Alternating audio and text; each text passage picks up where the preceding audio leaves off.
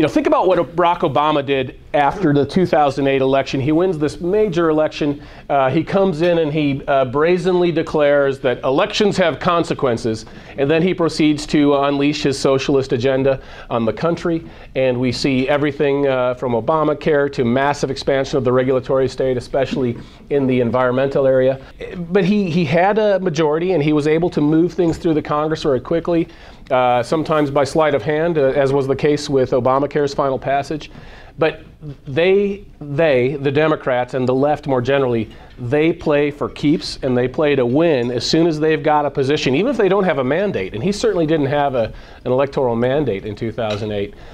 They move the ball. They pick it up and they run it, and they run it hard. It sometimes seems after we win an election, we stand around talking, we decide who's going to carry the ball, and then when someone starts moving, someone else starts blocking for the other team.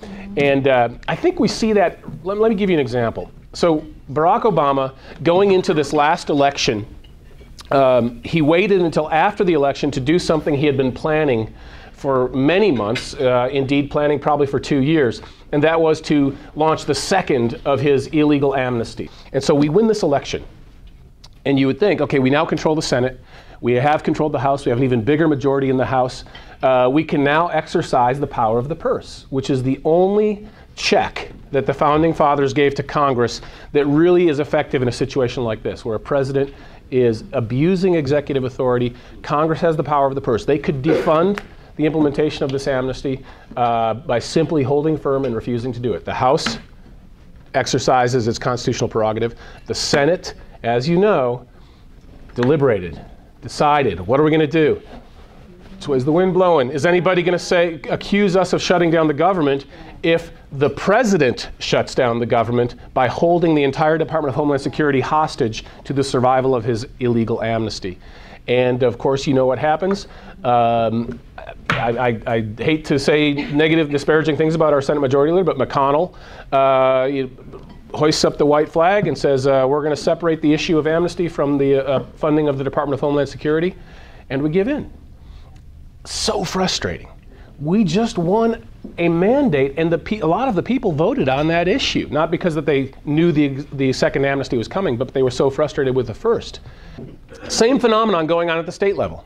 So we didn't win a landslide election, but we did pretty well in Kansas. In fact, we did very well, thanks in part to the great work of Johnson County Republicans and people in this room. Republicans won a big victory in Kansas in the 2014 election. And then we see the same thing happening here. How many of you followed the block grant vote last week on education funding? That passed the House by one vote. One vote. Yeah, well, and it's good. We got it passed.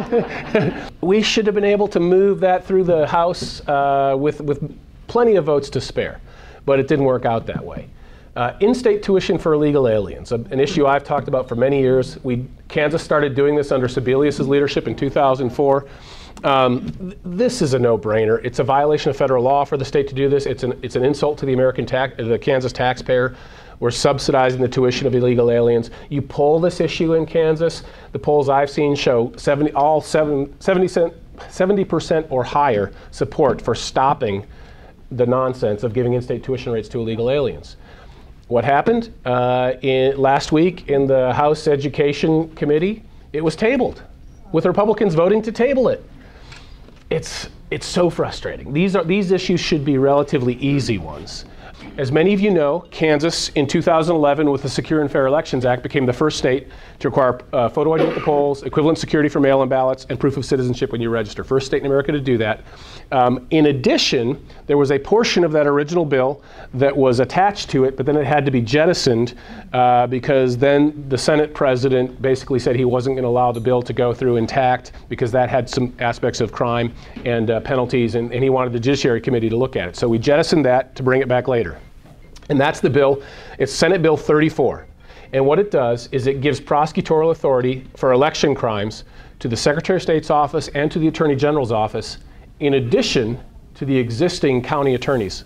Right now, the only official, if you witness election fraud and you want to report it, you want someone to prosecute it, the only people who can do it are the county officials. There's no statewide official who has authority.